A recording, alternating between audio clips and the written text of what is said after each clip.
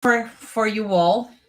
Hey everyone, we are live now on both YouTube and Instagram. If you can hear me well, just say yes, Fabia can hear you. It's great to know. And today we're going to talk about 3 steps to increase your vocabulary basis. I was talking to some students, and this idea came from this talk when they said, "Teacher, I don't know exactly how I can move forward when I get stuck in a word." Okay, so first thing you need to know is that if you're reading an article, if you are reading a text, and here I have a book here, this book. This book is really nice. This belongs, I'm going to post it to one of our students who won a contest, an internal contest we had. But okay, this book is still with me. I'm going to post it this week for the student. But imagine you are reading something, a paragraph, you open your book, and the book is all in English, right?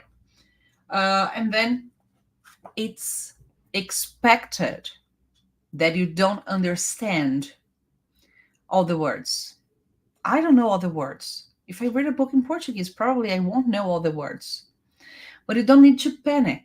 What do? If you're reading a book and you come across a word that you don't know, what do? Do you get stuck? Do you continue reading and ignore the word? Or do you try to stop, look, check the word up on a dictionary, and then come back to the book? I don't know what you do, but here is something that I usually recommend. And there are moments, different moments in your vocabulary, or different moments that you are working on your vocabulary, and you have different strategies for these different moments, okay? But in all of these strategies, what I don't usually recommend is that you look for the translation of the word. If you do that, I want you to stop and think about what I'm going to put to you, right? If the first thing that you go, oh, you came across a word and then you don't know, and you go and check the word in a dictionary. And this is the first thing that I recommend my students not to do. Because translations, they might be helpful. We are in the Olympic moment, okay? We are having the Olympic Games. So if you watch the athletes, we have the sprints, sprint, like 100 metros rasos, 50 metros rasos. In the running process, you have these sprints, but you will also have the marathon. So looking for word translations might be helpful for these sprints. They're helpful for you until page 2 of the book. They're not really helpful for you to build a consistent vocabulary basis. If you really need to build a consistent vocabulary basis, you need to start thinking in English. So looking for the definition of the word in this process is a lot more important than looking for the translation. Do you understand what I'm saying? Looking for the definition of the word is a lot more important for your vocabulary basis to be solid and consistent than looking for translation. If you are just looking for translation, you are going to have limits in your communication. And it's kind of like a deep process for me to explain everything now, right? But this is something you should avoid. Translations. Okay, teacher, I'm reading an email and there is an expression that I came across in the email and I need to answer. What should I do? I shouldn't look for the translation. In some cases, yes. But this is the difference. Okay, you are in an emergency and you are looking for a word. Okay, so the translation might be helpful. But you are reading an article, you are reading something with the intention of learning new words, with the intention of increasing your vocabulary basis. It's your self-study moment. Then translation should be the last option in your learning process. You see? First, you're going to try to use a monolingual dictionary, English dictionary. Go for it. Check the word, check the definition, check the way it's used. Take notes, get a file on your computer or get a notebook and take notes of the words. Write down examples in which you could use these words, like real use of English, how it applies for you, and then you come back to the article. Are you with me? Can you understand what I'm saying? Or like it's too much, teacher, I don't really get what you're saying. I want to know. Okay, so if you are reading something in English, but you are looking, your objective is to increase your vocabulary basis, then translating the word should be your last option. In this case. But okay, you are reading this book. You decided to read this book in English, and I'm going to read this book with the students during the semester. It's going to be fun. But okay, you are reading the book. If you open your book and you stop at every single word that you don't know, you are going to be stuck in your reading process. So my recommendation, read a paragraph or a page of the book. Underline the word that you don't know, but try to continue reading. Try to have this fluency. Try to have these flowing. And when you finish the paragraph, and if you still don't understand the word, then you stop and look for the word in that moment. Otherwise, you're not going to stop in that moment. You are going to continue reading, but be aware of the words you need to learn. And by the end of the chapter, for example, or the page, you stop and you look for the words, for the new words. You stop and check vocabulary. This is important. And imagine you are going to read, for example, 10 pages a day of this book. This is your study plan. You're going to study 10 pages a day. You read one page, 10 pages, you finished. Tomorrow, when you come back to read other 10 pages, review vocabulary that you studied today. This is a very efficient. Sometimes some people say, teacher, but this is a lot of work to do. And it is. Of course it is. Who said it wouldn't be? But this is a very good basis for you to improve vocabulary. And if you're a visual student, if you learn things by seeing them, you need to write and see it again on your page, on your notebook. So basically, what you should avoid so far, you should avoid translating words. Avoid it. And if you decide to use translations, be aware that this is, in the long-term learning process, this is more harmful than helpful. Okay? Translations in the long term is more harmful than helpful. Harmful, helpful. Do you know these words? It's not going to be harmful is something that's bad for you. Helpful is something that's good for you. So opposite words. So translations in the long term are more harmful than helpful. And this is not going to help you really go into reading things in English. And reading is a very good way for you to be involved. You don't need to take classes. You can get any subject you like to talk about and read it in English. So this is the power of reading, being able to read. And read is a very powerful skill. You learn a lot of vocabulary. You learn new expressions. You learn how to write. You improve your writing by reading. You improve your speaking by reading. You improve your listening somehow. Not directly related, but there are specific things that you can do in your reading process that will lead you to a better listening because you improve your vocabulary. So if you think your limitation in communicating is because of lack of vocabulary, you are going to be able to improve your vocabulary basis by doing these things. First of them, read, identify, highlight the words you don't know, and then you list all of these words on a different page, not in the book, but you can have a notebook or you can have a file on your computer. I don't know the way you prefer to work. I would have a notebook. I like reading, writing.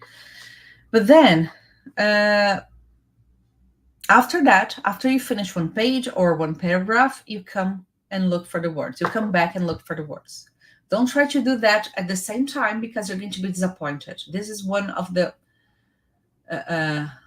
main problems. First, you have to read the whole paragraph or the whole chapter or the whole page or the whole article and have the general idea. What is it about? Is it about money? Is it about cinema? Is it about cuisine? Something to cook? Is it about health, sports? What is it about? So first you have the general idea. Then you start having a look in the way of thinking of it. And then in the end, you go for the words. So after you list these words, after you list them, you are going to use a monolingual dictionary to check these words. You are going to use, if necessary, after this process, you can go for translation. Then it would be the moment for translation. But after you list the words, you read them in English, you check on for the definition of the word in a monolingual dictionary, and then in the end, you try to write a sentence using that word. And mentally, an extra exercise mentally, what you can do, you can try to explain this word for yourself in front of the mirror, for example. Would you be able to explain this word for you? So they're very simple processes that you can do starting from today.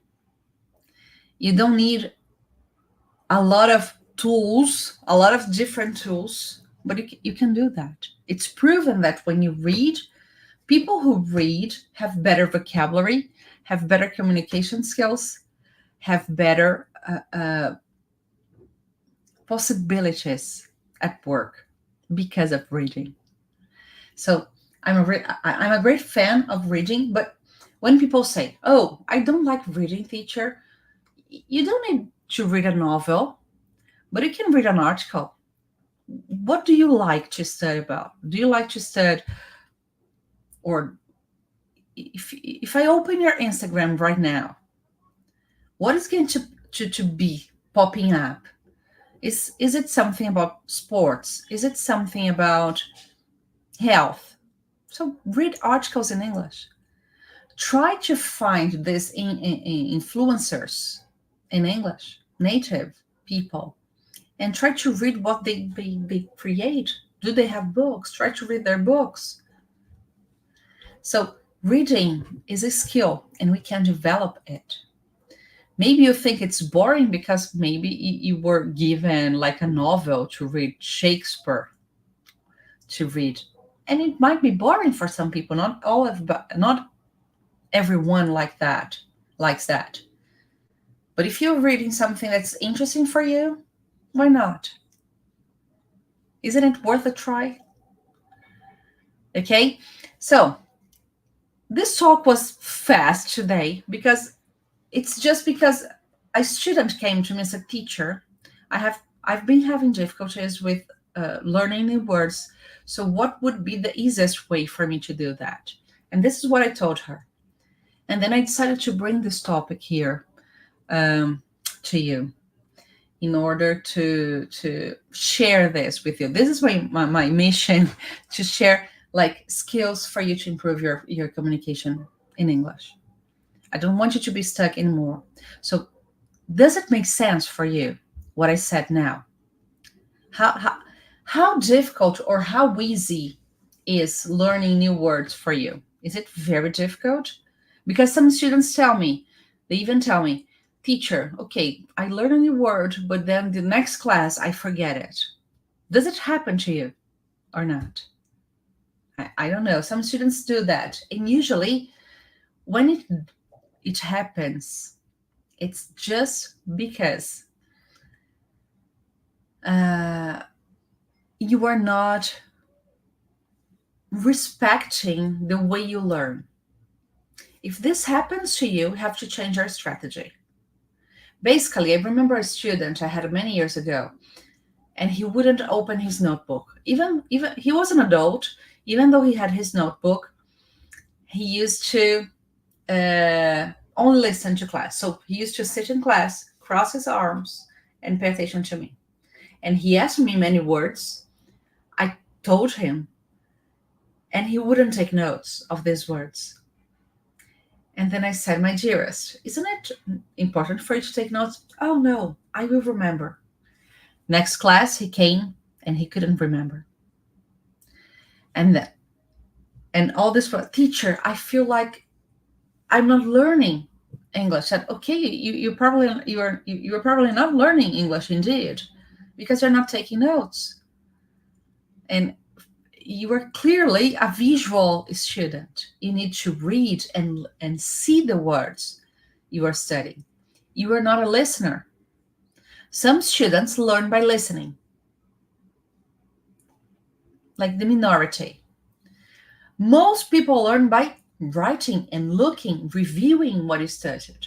So every time I saw students saying, teacher, I have problems to remember new words, you have problems because you are not using the best strategy for you.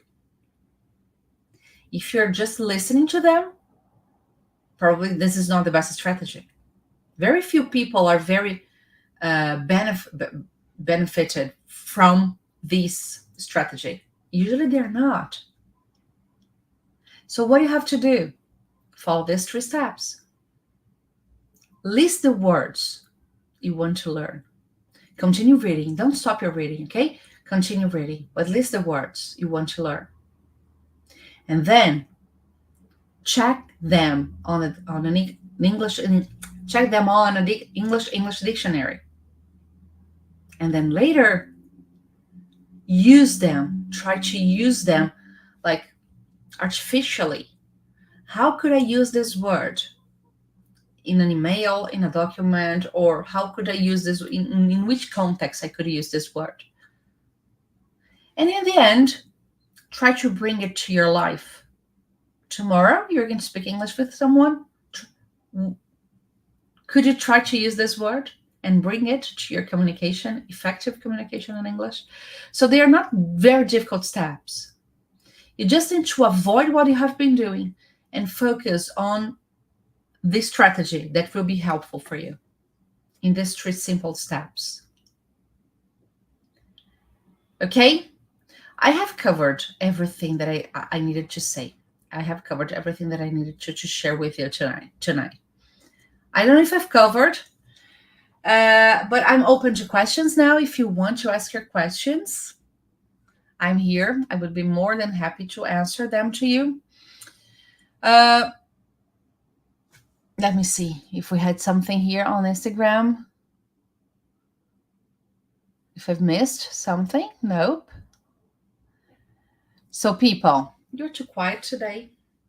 Oh, yes. No, but by the time I'm about to finish the talk, there is a question here. So here.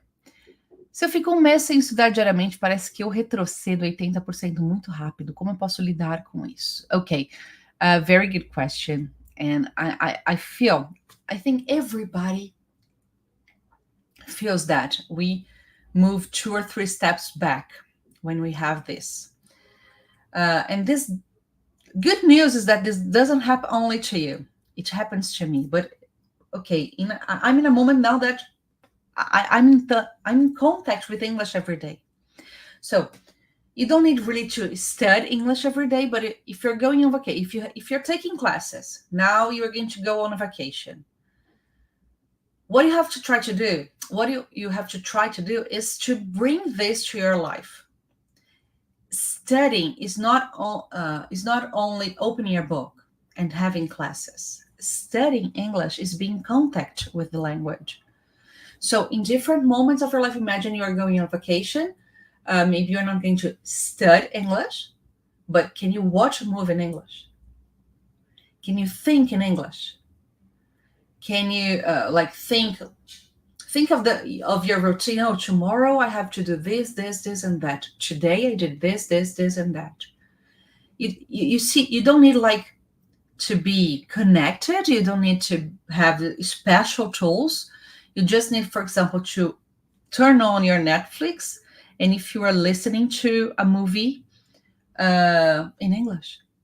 This was curious because I was talking to a student last week, and I recommended her a TV show that I think it's good, and I'm going to. I have recommended them it here. It's called Suits on Netflix.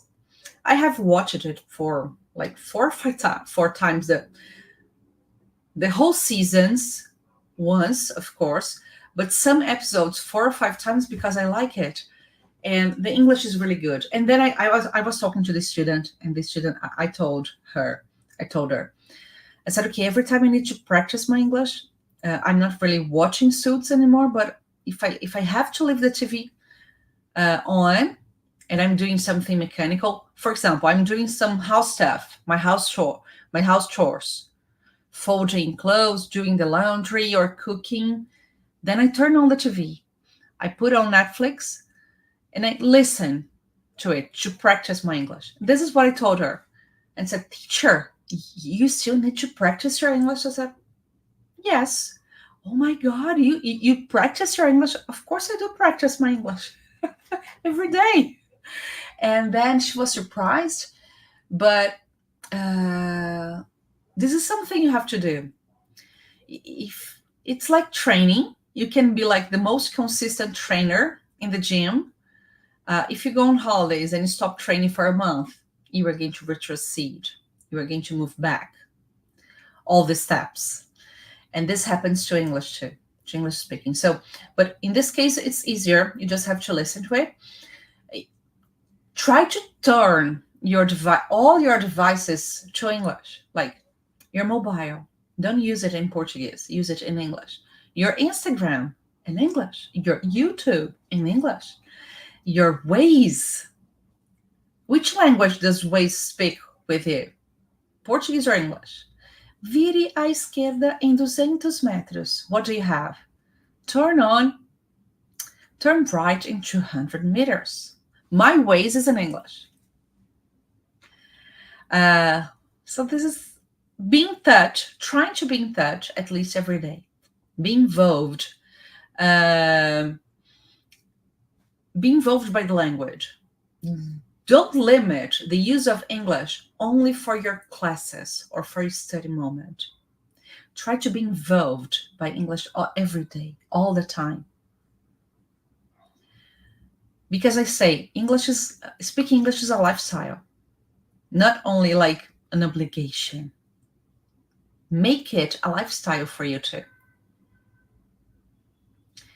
Netflix. When I say Netflix in English, it's not only the TV show or the movie you are watching. You go to the setup, to the settings, and have the summary of the plots of the movies in English.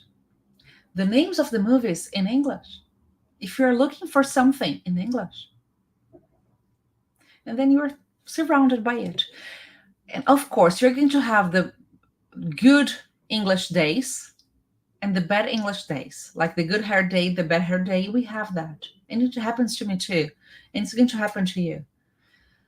Some days, because I'm relaxed, I can listen and read and think in English in an easier way than other days, and it happens. Sometimes for me it's hard, and I have worked as an interpreter for a while. And I remember some days were really easy, even though they were tiring. Working as an interpreter, translating meetings, it's tiring, mentally tiring. But some days were really easy for me.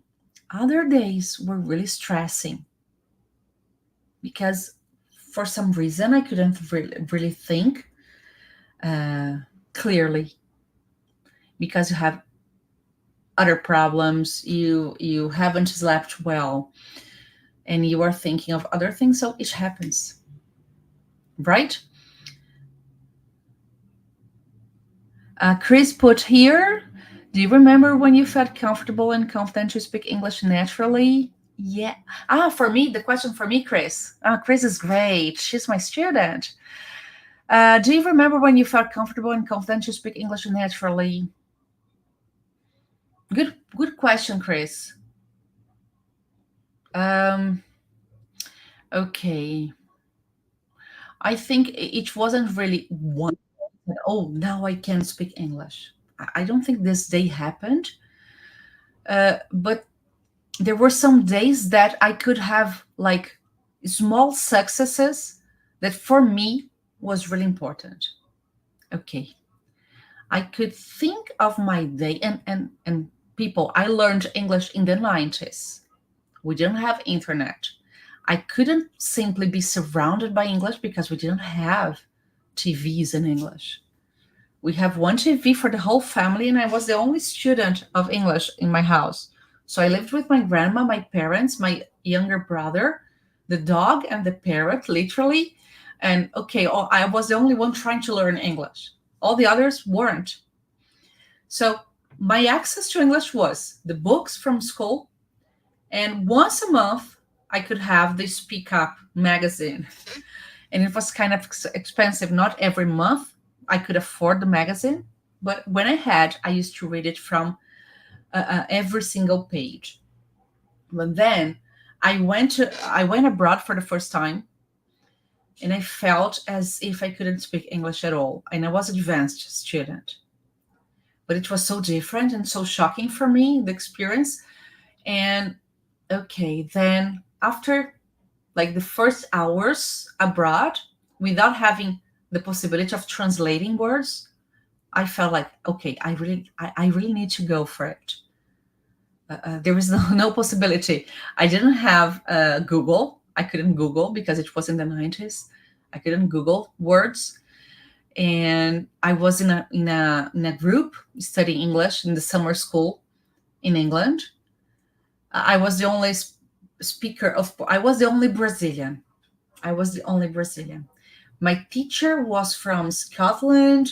All my classmates were from different countries, from Poland, from Russia, from Kuwait, from Vietnam, from some of them were from Africa. There was one guy from Angola, and Angola is a Portuguese speaking country. But okay, we were having a vocabulary exercise there,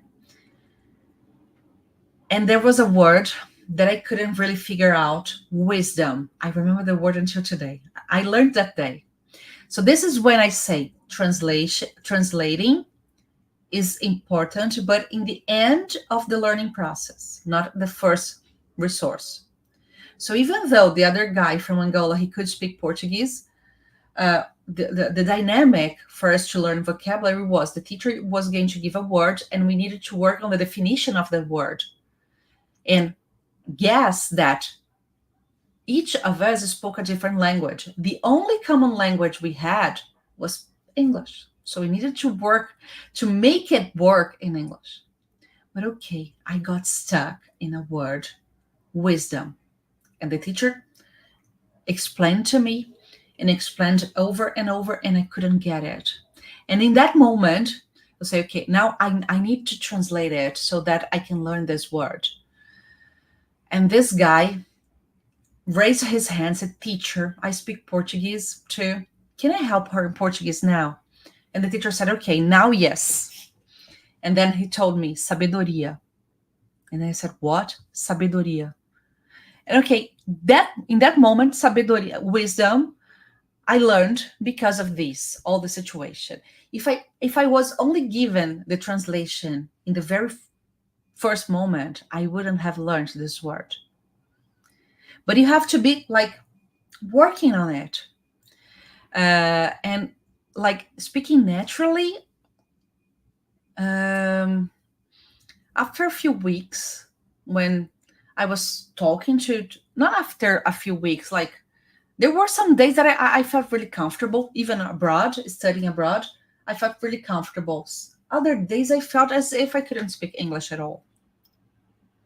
Nowadays it happens less, but the first time I had to work as an interpreter, I was invited to work as an interpreter. I said, what if I don't understand them? I know you're afraid of not understanding, but imagine you're just an analyst, part of a project. And okay, you are allowed not to understand, even though it's not comfortable. But imagine for an interpreter, said, what if I don't understand? Who am I going to call to help me? And it didn't happen. Most things we fear are just inside our heads. They're never going to happen. And if there is one word or other word that you don't really understand, you can ask for, okay, I don't really get it. Can you help me with that? Okay. So I don't know if I have answered that to you. Not really. I don't think so. But be in touch with English. And nowadays it's a lot easier for you to be in touch with the language because you have all these tools. You can turn your computer to English. You can turn your mobile to English. You can try to buy books for Kindle in English. And try not to translate them at first. I was thinking about these translations. I was I was checking on a bilingual program in a school. This is like kind of off topic, but okay. My son was recommended by his teacher at school to check on new words on Lingui. You know Lingui? It's a website that translates things. Even though I like when I'm translating documents for a company that I have I'm hired by a company in Ireland, and I sometimes every now and then they ask me to translate documents. And even though Lingui is a very good source for me to translate, but this is the final word. This is the final tool that I'm using, not in a way to learn English. Not in the way to learn English. Lingui is not. If as a student, I don't recommend you to use Lingui at first. I recommend you use a monolingual dictionary. And in the end, after all this process, if you want to validate and confirm, double check your information, Lingui would be good, but not first. If you're trying to think in English, if you're trying to speak English naturally. Okay.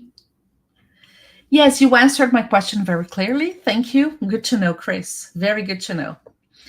And now, people, do you have any other questions? Or you're going to watch the Olympics? That's why you're not talking to me. I know that we are having the finals or the semifinals for surf now. But that's it, people. So I hope you liked it. If you have important question, important, pay attention. We are going to have an immersion.